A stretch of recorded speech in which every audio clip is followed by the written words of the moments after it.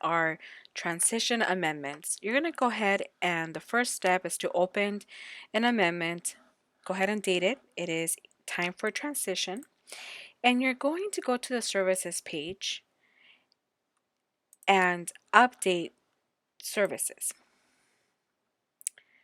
So what we want to do here is we want to amend the service.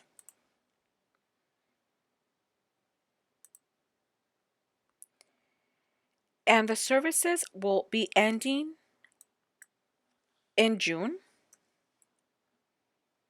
30th, 2021.